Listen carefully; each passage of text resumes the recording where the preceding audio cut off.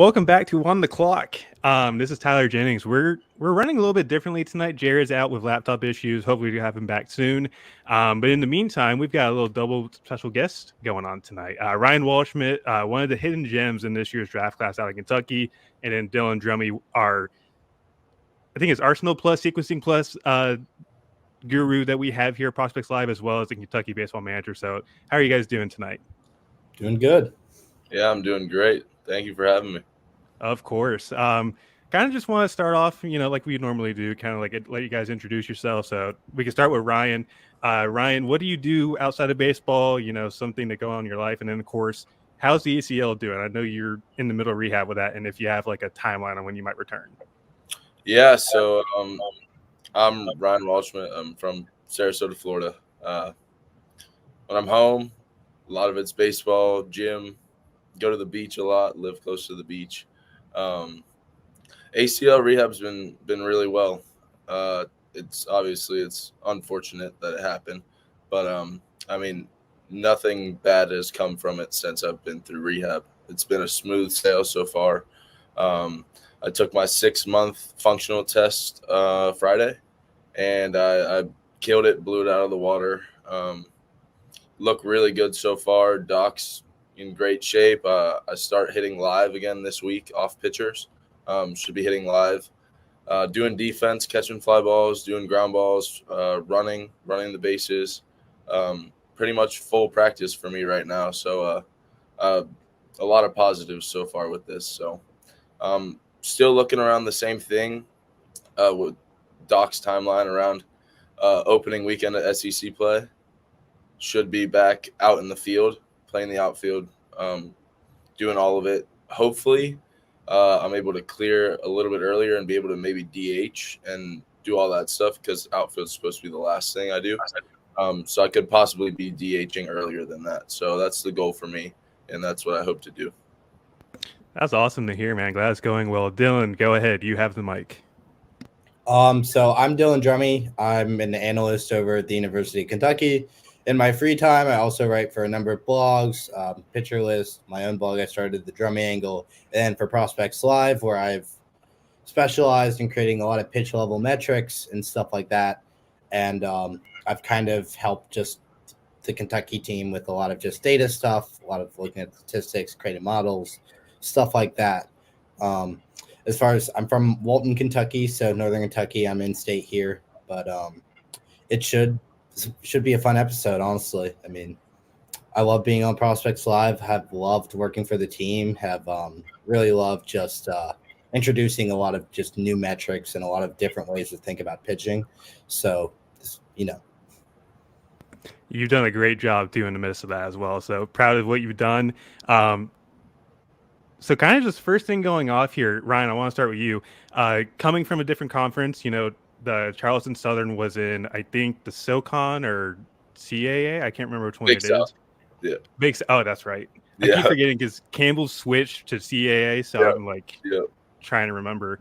But you go from facing like Thomas Harrington, Cade Keeler in the Big South tournament to all of a sudden, hey, you're facing Paul Skeens on a Thursday afternoon and at the box. What kind of adjustments did you have to make to the difference of competition, really, and like what would you say like the biggest thing to work on was? I think the biggest thing that helped me perform at both levels was just confidence in just myself and just my training, my abilities, all that stuff. I think the biggest adjustment, though, was just being ready at release was the biggest thing I worked on because I could get away with it sometimes facing 88, 90, could be late a little bit. My hands were quick enough to be able to still put it in play, put a good barrel on the ball. But when you're starting to face mid to high 90s, that's when you start getting exposed a little bit with the little things that you might mess up on. So the big thing for me was just being ready at the pitcher's release, getting the foot down, getting the hands loaded, and then just doing bat to ball, which that's what I think one of my best tools is. So when I learned that me waiting isn't necessarily a bad thing, is when I really started to take off a little bit and play better. Awesome. And speaking of Paul Skeens, I think you faced him twice this year. Kind kind of just going up against the best college arm in the past decade. What was that experience like, first off? And what kind of like mental battles did you have to go through facing probably like the best slider you may have ever seen? Yeah. We worked a lot on fastball at practice. I mean, we had dimple balls in the machine shooting like 120.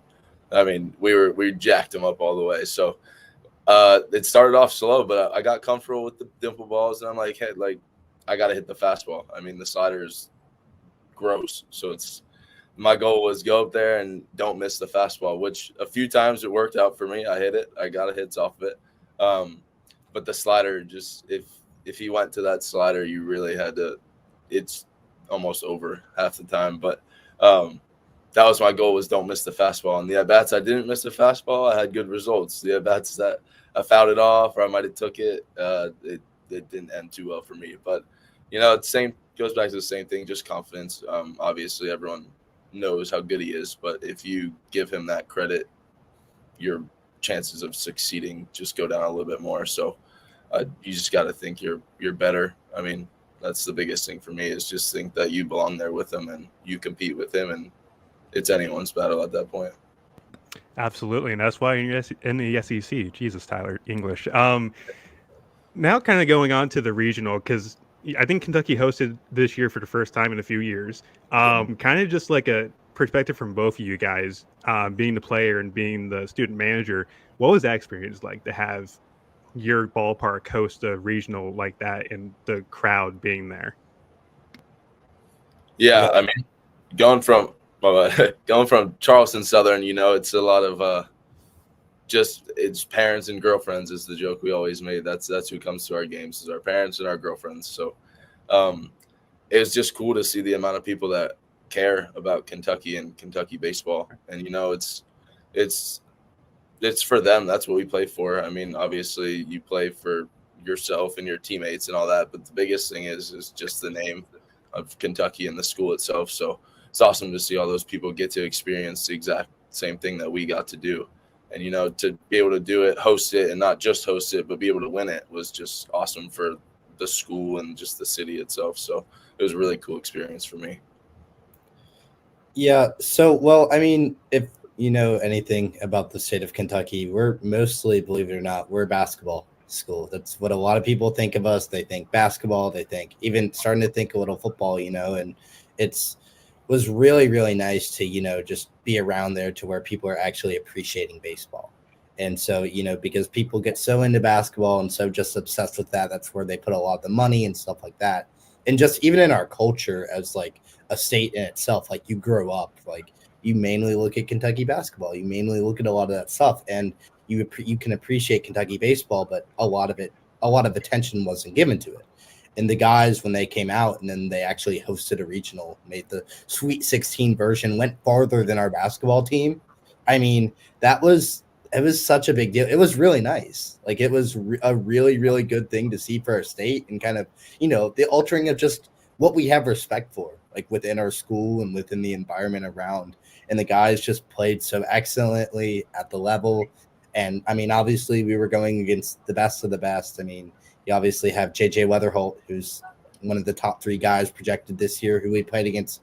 And then a couple of Indiana guys who I know got drafted and stuff like that. So it was really nice to not only just see us embrace baseball, but also when we were on that stage, we competed against the best of the best. We showed people, hey, we're here, we're playing, and, it got us to where we were last year. I was really, really happy for it. It was so cool. Love to hear that. And then, of course, you mentioned how good that regional was, like West Virginia, Indiana, which could be a really good sleeper team this year. Like that's probably one of the best regionals in the entire country last year, in my opinion. Just looking at it on paper, like you mentioned JJ Weatherholt being one of the best guys this year. Obviously, Ryan being there and in his plate discipline and prowess really stands out for me. Like, the batted ball data is pretty darn good from what I've seen.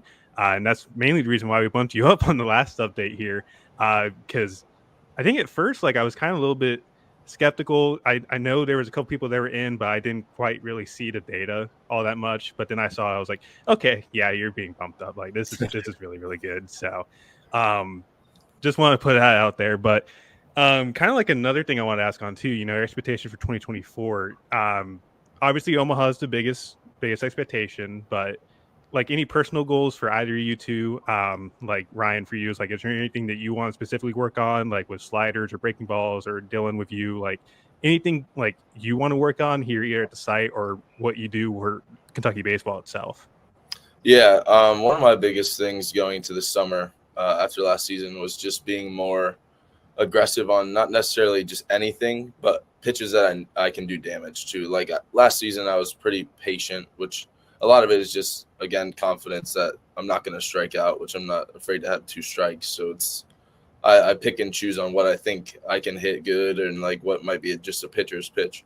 But I think, as you know, sometimes your name gets out there. You're a more respected bat in the league. People start pitching you a little different. You no longer get those good pitches to hit, or great pitches to hit, I should say. But now my goal is to just get the good ones. So now, like the breaking ball that might not be perfect, but I can still do damage to it, I wanted to start to attack those earlier in the counts. And I think I did that well in the beginning of the summer. I mean, I was off to a hot start there in the Cape when I started off. I was just trying to get more swings off. I think that was a big thing for me because, I mean, usually when I do swing, I put it in play. So it's more of not necessarily being too picky, but just being a little more aggressive. So I think that's my biggest goal for still coming in now this season, now that I didn't get as many reps throughout the summer and this fall, but that's still my main thing. I've been trying to work on it in the cage. We have that iPitch machine that does the sequencing and all that stuff. So just trying to work on that now that I'm allowed to hit again. So that's my biggest goal. And obviously everyone has the Omaha and regionals, all that. I just think if our team can take it game by game like last year, take every game with the same amount of just play as hard as we can every single game and not worry about who we're playing against or what's coming next, I think we'll have another really good run just like last year.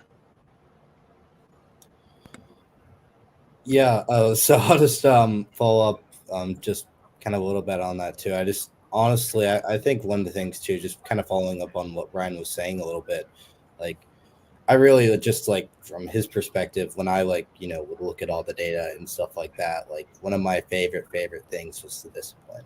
You went up into an at bat, and when he did make contact, it was just unbelievable. With I mean, I remember just being up because I would be up there with the TrackMan and whatnot, and just seeing like 116x at velos, and like I'd see the ball, right? I'd see the ball, and I'm like, bro, you know how hard you hit that, like, and then I'm like, he's like, yeah, Mo told me, but it was just like, it was just crazy to me, just like to have such a disciplined hitter. A lot of times you have a lot of sacrifice in what you're trying to do. Those guys who are trying to hit it out of the park don't usually have that discipline. And it's something that, you're not swinging at a lot of first pitches. You're doing a lot of good stuff to where the contact numbers, when you kind of spice that on top a little bit, it's so nice. And it's just such a great profile. I just don't think that coming in and kind of seeing his spot, I just really, really think people should just give a second look going into that. I mean, I think, and that kind of goes on a general trend for Kentucky too, like for this whole year and just what we're doing. We were obviously very discounted last year, aren't ranked or even close to ranked.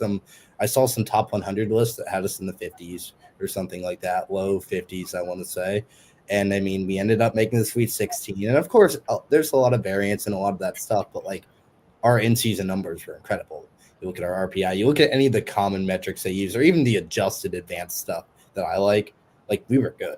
Like we were really, really good. And I just don't think people expected that. And then I think too, we're going into this year and like we're not on hardly any top 25 list. We're not on stuff like that. I'm just like, they're counting the cats out, they're counting the cats out. I mean, and we've been there before.